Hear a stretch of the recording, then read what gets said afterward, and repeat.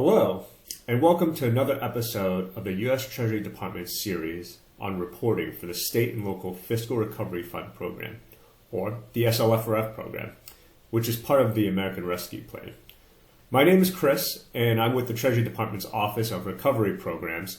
And in this video, we're going to go over what the different user roles are in the Treasury Reporting Portal and how to designate roles for individuals from your institution.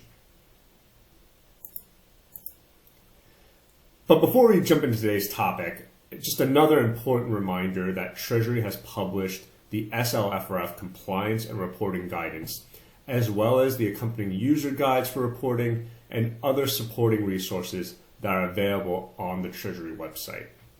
The address for the website is www.treasury.gov/SLFRP reporting. I highly encourage you to all view the resources there in addition to viewing this video series. Great. So before we jump into the demonstrations about how to assign roles in the portal, some quick info on what the roles actually are. The Treasury Reporting Portal requires each user to be designated specific roles that will serve functions for the recipient's jurisdiction. This is important because a user that has not designated a role in the portal will have difficulty in viewing or completing SLFRF report records. This is both for the protection of the recipient as well as for Treasury. And a reminder that in order to have a role designated, you must be registered through ID.me or login.gov first in order to have access to the portal. If you have questions about how to do so, how to create your account, how to then access that account, please watch our video on account creation and logging in, which is part of this web series. A link will be provided in the description below. You can also view and visit the Treasury website for instructions on account creation. We have a series of PDF documents for both ID.me and login.gov that walk you through this process. So with that said, jumping back to the topic of roles, SLFRF recipients are required to designate their staff or officials for the following three roles in managing reports for the SLFRF award. The first role is the account administrator, and the account administrator for the SLFRF award has the administrative role of maintaining the names and contact information of the designated individuals for SLFRF reporting. The account administrator is also responsible for working with your organization to determine its designees for the other two roles. So once you have an account administrator identified, you can start identifying users for the other two roles, the second being the point of contact for reporting. Now, the point of contact for reporting is the primary contact person for receiving official Treasury notifications about reporting on the SLFRF award, including alerts about upcoming reporting, requirements, and deadlines.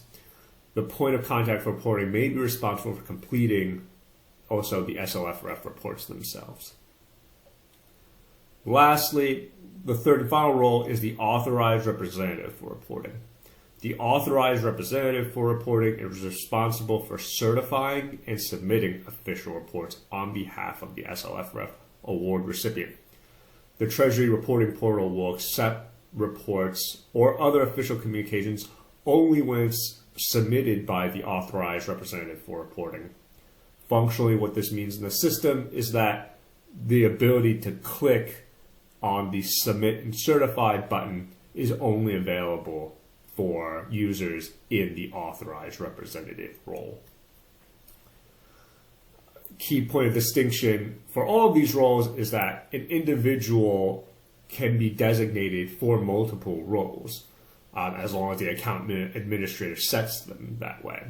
For example, an individual designated as the point of contact for reporting may also be designated as the authorized representative for reporting. Work with your jurisdiction's account administrator in order to identify what roles you need and who needs to be in multiple roles. the designated individuals' names and contact information in each of the roles will be pre-populated at the bottom of the recipient profile section of each SLFRF report. Usually this section is the first, if not usually the first, or close to the first page that you'll see when selecting a report, and this information will be available at the bottom and will allow you to update if necessary. So now that we've gone over the basics here about what the roles are and what they do, let's jump into the system and see how it's actually done. So I've logged into the Treasury Portal here. As you can see from your screen, this is the home page of the Treasury Reporting Portal. I'm going to show you where to go to assign user roles.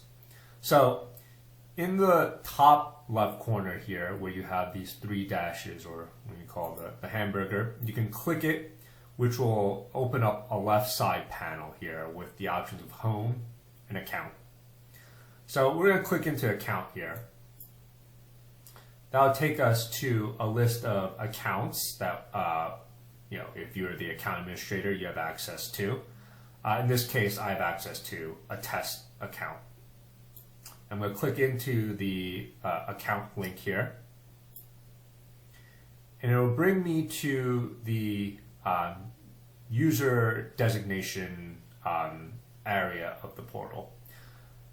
I've landed here in the introduction page with a set of instructions here that include, descriptions of the three user roles that we talked about previously.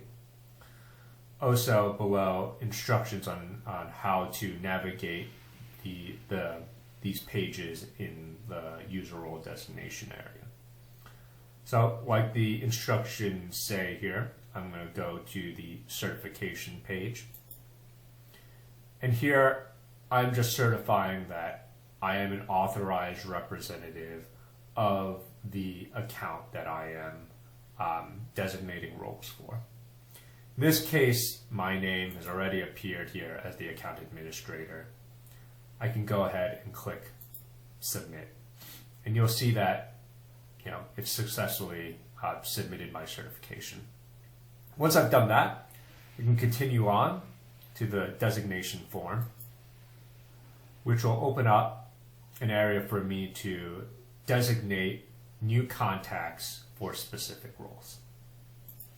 Now I'm going to start entering the contact information of the user that I'd like to associate with my jurisdiction's account, and then assign them a role.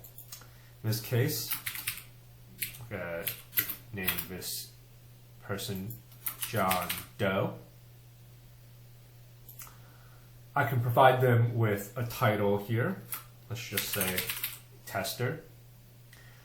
Now, in the designation form, a phone number is not going to be required, but would be ideal to have a phone number for contact purposes should the need arise. But in this case, for now, we're going to leave it blank. What will be required, however, is an email address to associate the account with. Of course, the email address is how you log into the Treasury Portal. So this will dictate if John Doe is going to be associated with the right jurisdiction's account and the right roles. So in this case, I will give Mr. John Doe a test email address, and I'll associate him with the name of an entity or organization. So once I have his correct name and contact information, I'm going to assign roles. So on the right hand side, you're going to see a program roles column and a blank box where roles can be moved. Using the arrows in between here, I can move roles in and out for John Doe.